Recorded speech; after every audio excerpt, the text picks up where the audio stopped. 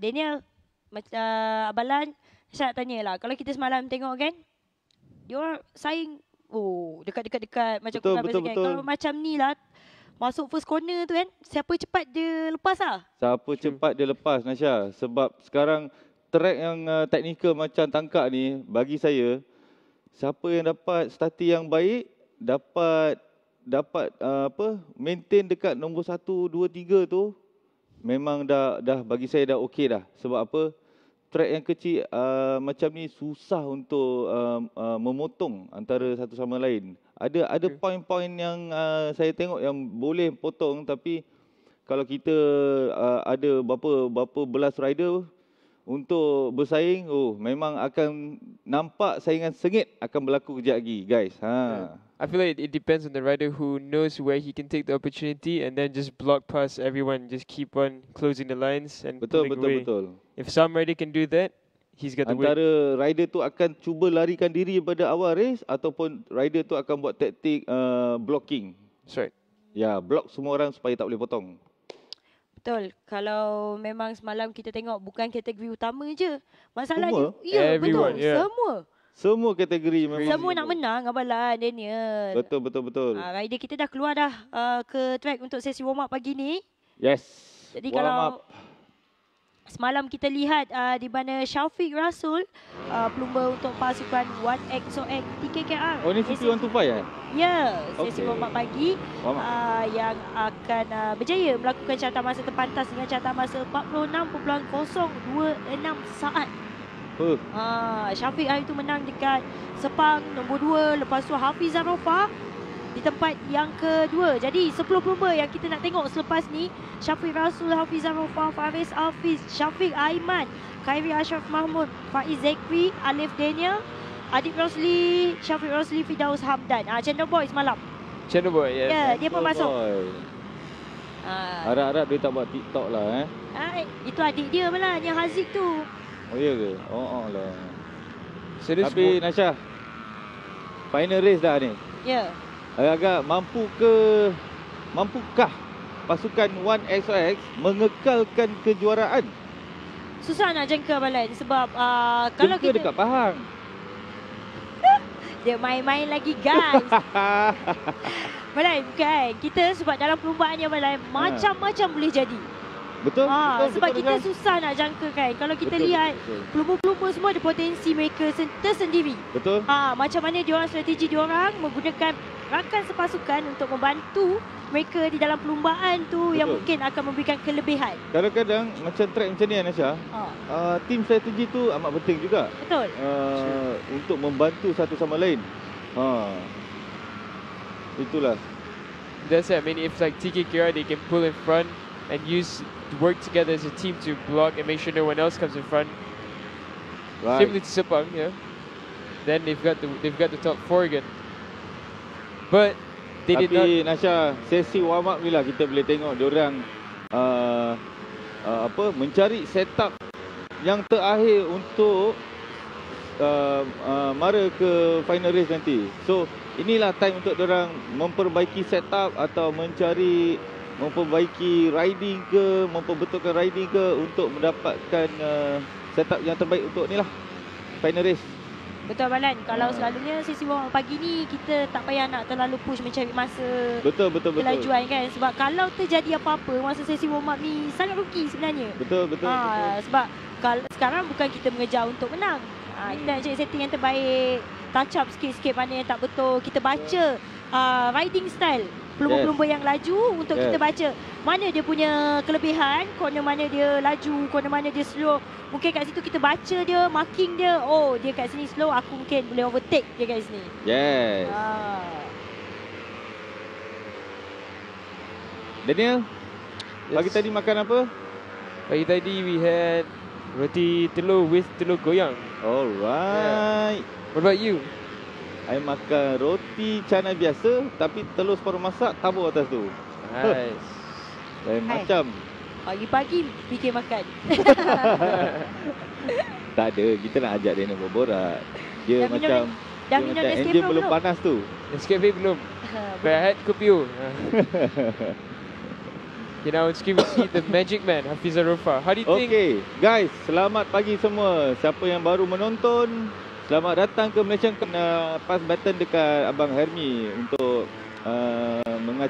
mengendalikan program secara live. Kita kena bagi brother pro yang buat.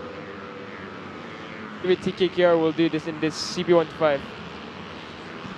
Ha? How do you think the 1xx TKKR team will do in this? Mesti. Lepas tu lagi 2 orang tu. Tak kisahlah, yang penting team I lah. I akan sokong team I. Yeah. Siapa-siapa pun team I. Hopefully diorang boleh mengekalkan kejuaraan macam di Sepang lah. Tak 4, 2 Daniel. Untuk kita mendapatkan semaksimum mungkin untuk point. That's right. Yeah. So, okay guys. Calm down. Don't do anything stupid in this warm up. Just try to find a good itu kalau I jadi team manager lah. Kalau I jadi boss, kau jangan jatuh. Habis duit aku nanti. Okay, kalau I jadi boss okay guys, cari tune. Jangan overpush. Kalau kita jadi bos, kita suruh Daniel. Kalau Daniel jadi bos, That depends. Nice. okay guys. Kita dah cuba yang terbaik. Kita cuba buat yang terbaik. Yang penting So, mana boleh, saya dah keluar duit banyak. Awak kena menang juga. kan saya. Okay lah. Abalan je. Kalau macam tu Abalan masa tu jadi rider saya lah. Saya cakap, Abalan mesti kena podium. Tak ada. Saya punya pelbagai macam punya karakter kat dalam tu. Teammate kan. Orang EBNU. panggil apa? Abalan, pagi ni kita gurau lah Abalan. Okey, Nasha cakap flat sudah pun dikeluarkan. Maknanya mereka sudah menamatkan warm up pada pagi ini. Kilauan emas Nasha Alah Abalan. Kan saya pasang lagu M. Kilau kan. Kita bukan selalu jumpa Abalan. Hari ni jumpa Abalan, semalam jumpa Abalan, kita gurau lah. Selalu Abalan busy. Abalan minggu depan jadi minggu depan ada kereta punya racing pula. Yeah. Sejarah hidup ni first time. Pagi ni di mana Hafizah Rofa melakukan 46.337 saat dengan rakan pasukannya yang melakukan 46.461 saat. Faiz Hafiz di tempat yang ketiga, Aiman Azman Syahzul Naim 10, Syarul Syazras 11, 12, Syukran Aizat 13, Syafiq Rosli, Saiful Azhari tempat ke-14, Haizil Azri Hadi 15, 16, Haziq Hamdan 17, Amirul Afiq 18, Fidaus Hamdan 19, Awal Afiqi 20, Harith Farhan Bahrain. Di mana sesi shootout nanti akan kita saksikan pada pukul sehingga petak yang ke-10. Nanti kita akan lihat siapakah kedua ini. Mantap Pak Abu. Okay guys. Guys, diorang ni masih baru bangun tidur ni. Masing-masing semua macam natural. Nasha, natural. Bangun tidur je kata kita Daniel. Tuh. Sampai hati. Tapi kita ada special guest lah. Ya, Abalan kan. Bukan Nasha kena lompat sana. Oh no. Ini tempat guest. Belum sabar jap. But he hasn't arrived yet. Kamu pun tengah makan cokodok ke apa kat belakang ni. SOP jangan lupa. Yes. SOP jangan lupa guys. Face mask jangan lupa. Hand sanitizer. Jarak kan. So, Nasha dah nampak guest kita dah sampai. So, Nasha keluar. Nanti kita jumpa lagi. Bye-bye. Nasha, lepas ni kita jumpa balik, okay? Nasha jangan hilang lama-lama. Bual one day ke. Kita tanya je apa-apa. Kalau korang nak tanya, korang boleh taruh dalam komen. Kan? Right. Ini organizer ni live. Morning, boss. Good morning. Selamat pagi. Sama kita bual-bual. Yang cepuk emas pagi ni. Asia Road Racing bila nak start? Saya dah lama tak race. Sampai saya race kereta minggu depan ni. Bukan race motor, race kereta. Janji ada race kan? Saya jadi bawa race kereta, saya jadi komentator, nampak tak? Saya rasa dengan tahun ini, dengan pandemik COVID ini, untuk kita mengadakan kejuaraan Asia, kami tetap bercuba dengan harapan kita boleh berlumba lagi. Second question, which is there any estimation for when MSBK and such? Dia nanti, sebentar lagi actually, tak lama. Kita tak dapat buat full form dengan 2 atau 3 pusingan cerah.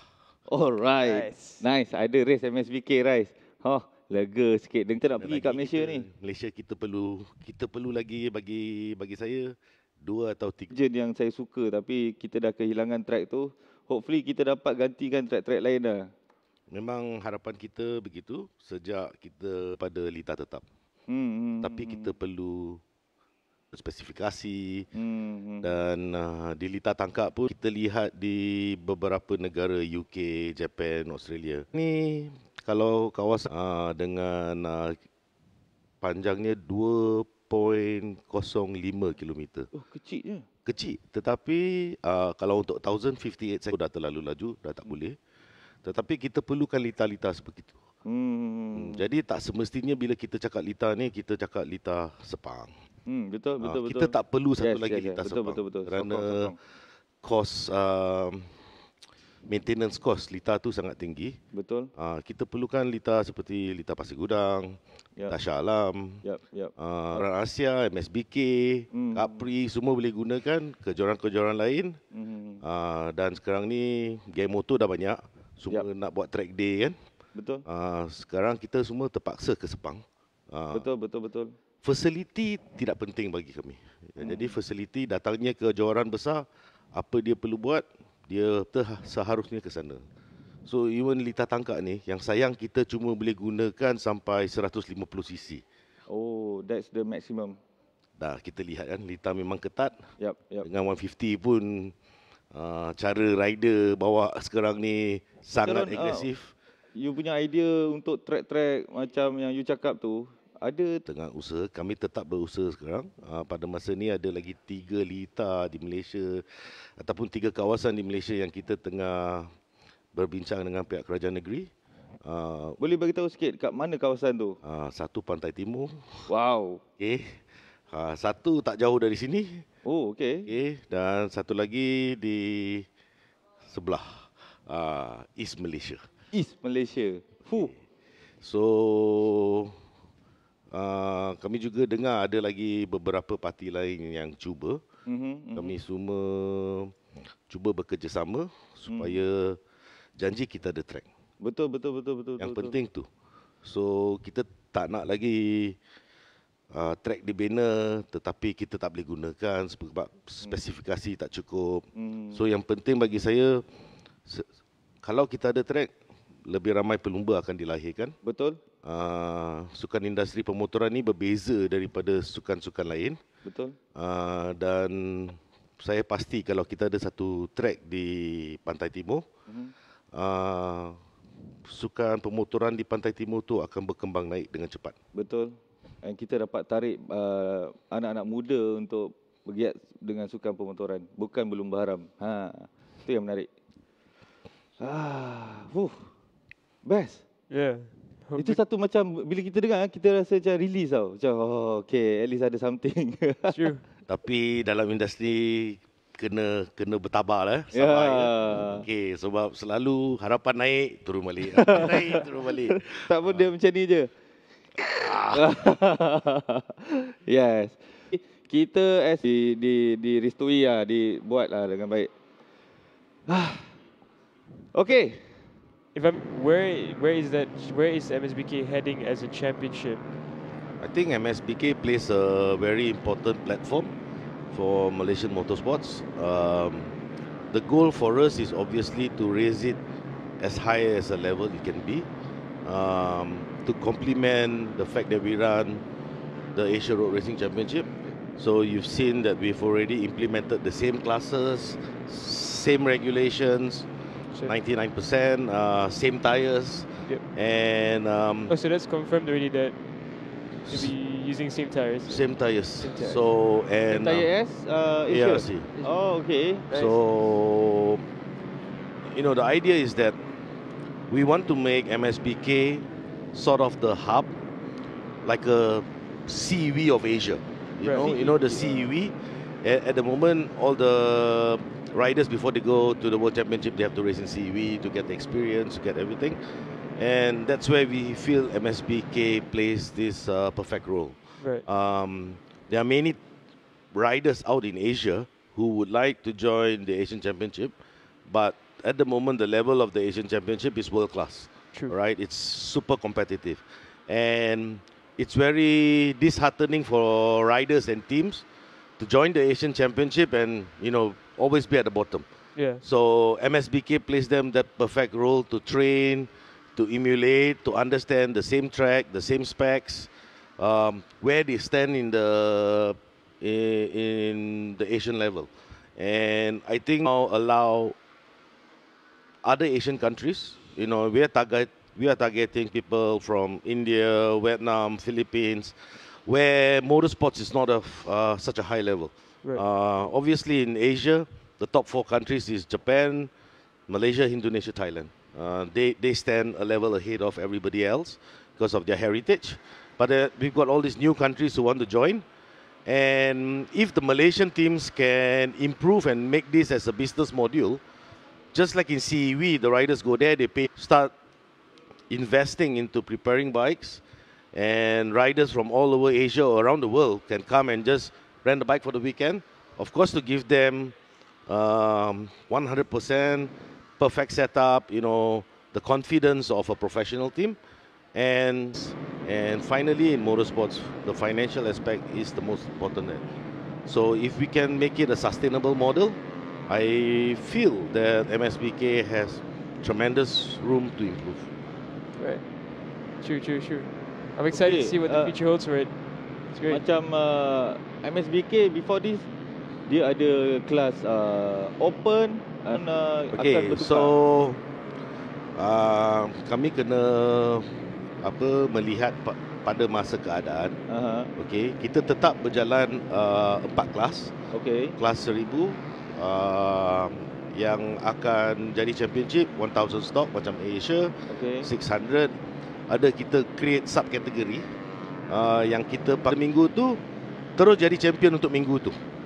Dia tak ada overall champion. So pelumba-pelumba yang I boleh cakap professional mature ni yang so that is the perbezaan dia lah. Daripada segi teknikal tu, untuk championship class kena ikut macam Asia. Weekend Warrior ni dia ada dia punya spek sendiri tu. Okay. So kita tahu ada banyak superbike. Yap. Yang banyak level rider. Superbike pun time is 207, 200. Okay. So dan itu pun dengan pelumba bagus lah. Alright. So bagi kami Weekend Warrior ni khusus untuk pelumba-pelumba macam ni, boleh gunakan jentera mereka dan mereka akan berlumba. Okay. Nice. Okay. Ron, boleh cerita sikit pasal regulation ke apa ke macam ni? Okay, tadi I tengok ada kecoh sikit kat Facebook pasal M&M punya license ni. M&M ni memang kena ambil M&M lah kan? Ni saya rasa lesen ni penting kerana lesen ni datang dengan insurans. Yes. Dan kita tahu sukan pemotoran ni bahaya. Risiko dia memang tinggi. Okey, dan kalau kita lihat masuk hospital je, kalau ada patah-patah apa 20-30 ribu. Kalau private tu murah lah. Kalau macam you dah, aku rasa company dah bankrupt kot. Last time yang patah kaki dekat Jepun tu 130 something K. So bila ada lesen berlumba di event sanction, pelumba tidak perlu risau lah, khawatir yang kalau apa-apa terjadi. Jadi waktu perlumbaan macam minggu ini kat Pri, kita ada doktor, kita ada paramedic, semua tersedia. Okay, this is the advantage. Okay, yang menjadi masalah ni sekarang yang I lihat banyak sangat event fundraise. Okay, so kalau dibuat secara hobi, saya rasa kita harus ada satu kategori khusus untuk mereka. Tapi mereka juga kena faham, mereka harus ikut beberapa langkah keselamatan. Betul. Okay? So bila I cakap fundraise ni kebanyakan pelumba macam track day ke? Track day lah, okay? Time attack ke? So dia macam ni. You bawa motor sendiri, you datang ke track, you guna motor you tersendiri dan you belasah lah. Okay. Dan kebanyakan pelumba ni 100% tak nak jatuh sebab jatuh motor rosak. Betul. Okay, so kita orang faham. Tetapi daripada langkah keselamatan basic yang kita perlu implement. Okay, kalau datang track day, for example, dulu kalau ada center stand tak boleh masuk track.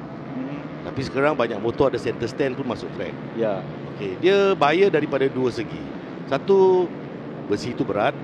Okay. Kalau jatuh, track akan rosak. Satu. Dua, besi center stand tu mungkin akan cederakan you sendiri. Ya, tercocok ke apa. Yes. So ni one basic side lah. Dua, bila nak masuk track day, kita faham bawa ke highway 300 belasah pun tak ada hal. Sebab you tak push 100%. Betul. Tapi bila you kat track, setiap corner you push maximum, you brake pun maximum. Yes. Brake, I bagi you lah, you bawa kereta you masuk track ni 3 lap, brake terbakar, disc bengkok, brake tak ada.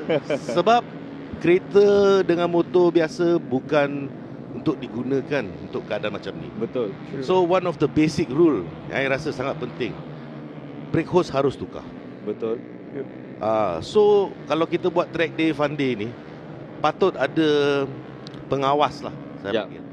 Okay, yang boleh jaga scrutineering. Basic scrutineering. I tak suruh you buat macam race motor kan. Alright. Tapi check ada brake pad ke, tayar ambil secara. Sebab kita nak bagi viewers kat luar sana faham apa maksud sanction event dengan yang fun-funnya event. Keselamatan untuk rider and selamat tak kita masuk event tu. So pagi ni kita kupas, kita kopek, kita korek daripada orang lagi. Okay, saya faham. So bagi saya kan, saya rasa fund race ni Badan Induk kita MAM juga harus melihat bagaimana kita boleh membantu mereka. Okay, sebab isu pertama selalu ni kita dengar daripada 20 tahun lepas lah. Keuangan, is it? Yes. Okay. Nak dapat sanction ni kena bayar. Betul. Tapi kena faham, tak bayar pun siapa nak datang jaga? Betul. So it's catch 22, okay? Kes ayam dengan telur lah ni. Ayam dengan telur. So I cakap kalau mungkin untuk event-event sebegini, macam kita waktu race, kita ada 3 doktor, 4 ambulan, marshal beratusan macam tu. Tapi untuk fun day kita, untuk fun race ni punya konsep direndahkan supaya anggota dia mungkin tak sebegitu ramai. Okay, supaya kos dia boleh turun. Dan yang penting pelumba-pelumba ada insurans.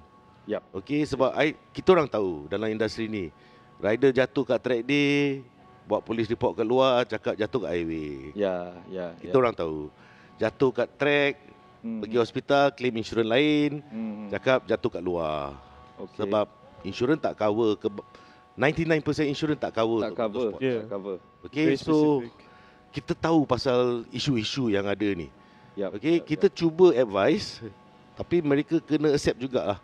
Bagi saya, penganjur ni kena faham. Bagi saya, Ron, mungkin bagusnya kita berbual kat sini, kita nak bagi set up satu standard dekat Malaysia punya industri event-event ni ke apa, kita bagi dia satu standard yang up sikit. Macam sekarang ni macam saya tengok macam ada problem itu ini. Saya rasa semua parti harus bekerjasama.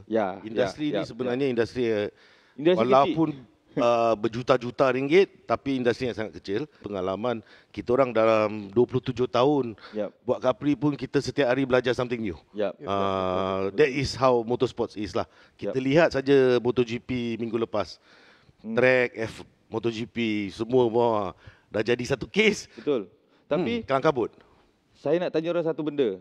Orang setuju tak tempat yang Zarko dengan Mobili jatuh tu, diorang taruh satu grill panjang dekat corner tu? Bagi I tak setuju lah. You tak setuju?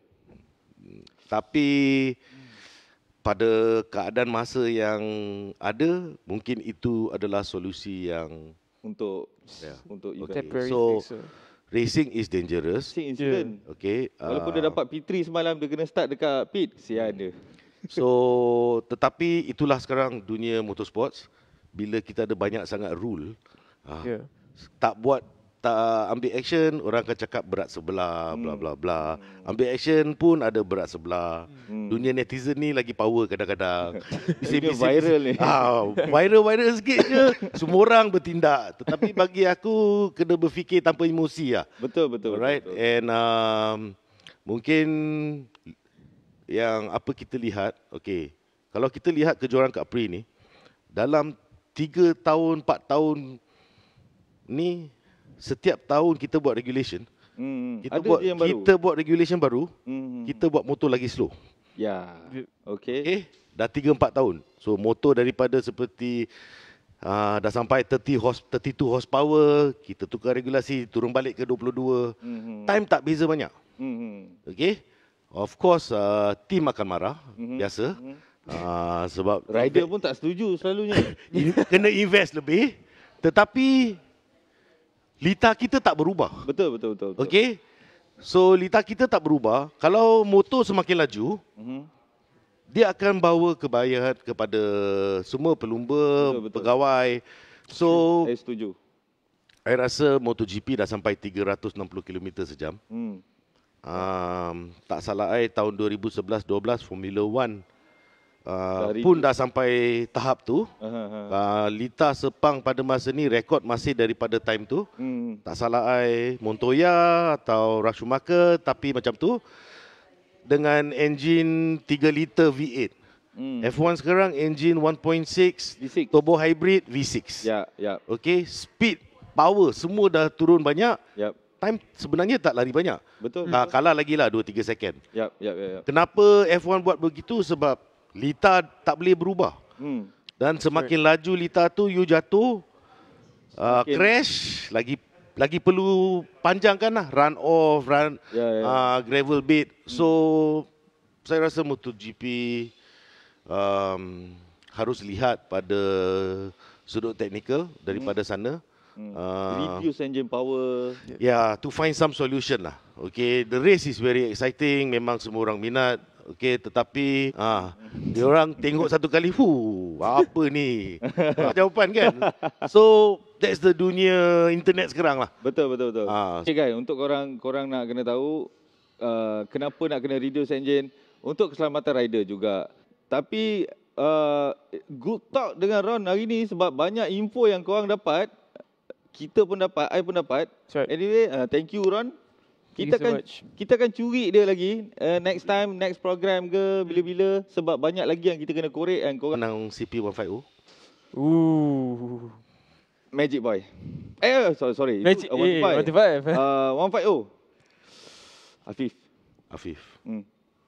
think Azroy. Okay. Minggu ni CP150 ada beberapa pelumba gunakan tayar baru. Okay. Sebelum ni depan semua pakai Dunlop, belakang 1570 dan Tengku Amirul pakai. I rasa beberapa pelumba lain pun ada cuba. Dunlop. Dengar Okay. tu guys. Alright. Okay. Chill, see you guys. Okay, thank you so much. Thank you Ron. Wow. Ron dah bagi satu info dalaman. But this until now, I mean, it's quite interesting. Dahsyat. So that. Oh Yes. yeah. Gary Pang, anak kepada YY Pang. Yeah. P150 pun dah keluar kan? Gary Pang. That's right. So for now, we joined the CP150 warm-up after just talking about the CP150s with different tires. So previously they were run. Whether that gives them any advantage or difference, we will find how long you have the grip. So right now we have the Maju motorbikes coming through. The race that comes ahead. I'm actually curious to see for myself how the tires look like on the bike, because I've seen the Pirellis on the rear, but I've never seen the Dunlops on the rear. Angga. I mean, Cakap seorang. I mean, because I was ready for you to jump in. Saya sibuk sikit adjust Abang Baran kat sini. Abang Lan is busy setting up the studio, so you guys join me, membebel. Daniel 885. Muhammad Akid Aziz di tempat yang kedua mencatatkan masa 45.321. Dah berubah dah. Muhammad Aiman naik di tempat kedua sekarang ni. Mencatatkan masa. Bertukar-tukar. Tak apa, kita bagi dia orang settle down dulu. Dapatkan time yang baik. Tapi sekarang bertukar-tukar. Keduduk. So we should have Karul Ikhwan Najis in first place already for the warm-up.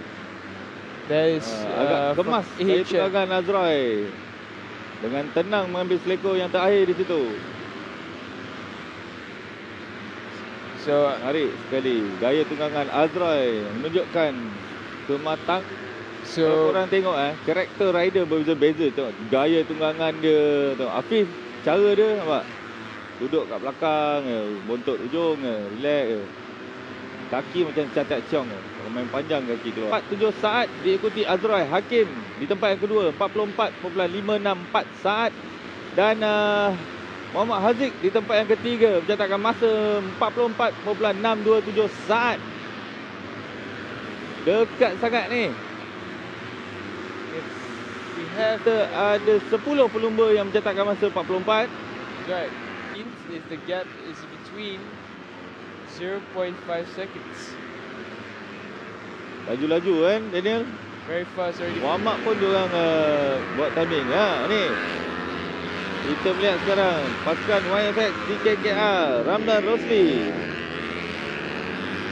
Ramdan Rosli yesterday he qualified in 12th position, so he'll be looking to improve that in the race. Ya. Sebab dari semalam saya tengok Ramdan Rosli agak struggle sikit. Yes. Ramdan not really considered, but like they looked confused. Like confused? Yeah, like as if they were lost. They didn't know, as if something just wasn't right for them.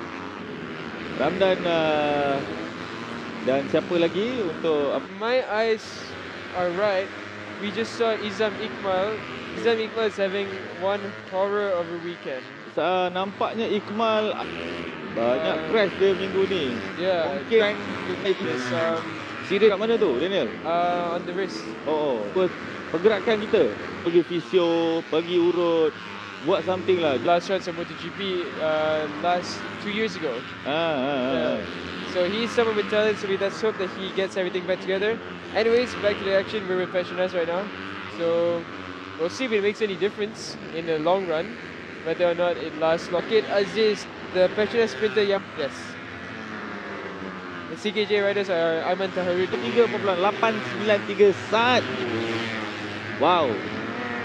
Agak laju di situ. Diikut masa 44.069 saat. Dan Muhammad Aziz di tempat ketiga 44.100. Izam Iqmal had another crash at the first turn. Another crash? Another crash right out there just now. So siapa? Izam Iqmal, if my eyes believe me, because I think another crash. I think Helmi is still on case. Checker flag dikeluarkan sekarang. So mereka akan menghampiri untuk ke garisan penamat untuk mengambil checker flag untuk sesi warm up pagi ini, guys. Try. Ni tengok say the man next to me must be very happy seeing this on the screen right now. Bekerja keras dekat trek tangkap ni sebab ada corner yang bumpy, yang lompat-lompat. Okay, guys. Out there, we are one. Okay, Daniel, bacakan result. Alright, Ahmad in first place. Ahmad weekend. Second, Muhammad Akid at 7th, Muhammad Muzakir Muhammad. In 8th, Muhammad Ramdan Rosli. In 9th, Shafiq Azari. In 10th, Karul. In 14th, Muhammad Aidil Fitri Mahadi. In 15th, Muhammad Aiman Tahiruddin. In 16th, Muhammad Amirul Afif Musa. And in 17th, Tunku Amirul. In 18th, Izam Iqmal. In 19th, we have Muhammad Zaki Ahmad Zamri. In 20th, we have Afizat Supat. In 21st, we have Muhammad Rozaiman Muhammad Said. In 22nd, we have Supat. Okay guys, kita akan Ramai yang telah mencuba Petronas Premax 95 dengan ProDrive. Mari kita dengar apa kata mereka. Bila tekan sikit, dia akan pergi jauh. Kereta memang berdesup je. Ringan, dijimat. Saya setuju. Petronas Premax 95 dengan ProDrive adalah yang terbaik. Yes, memang dia lancar, responsif dan efisien. Union Petrol Pilihan. Ramai yang telah mencuba Petronas.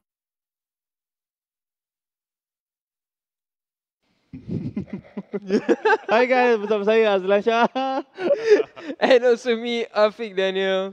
Okey, kembali kita ada tetamu istimewa pagi ni. Kita ada Gary Pang daripada pasukan Wayang Pang, anak kepada Sifu. Ya, cantik saya tengok. Wah, dia punya ni pun style. Okey, injection.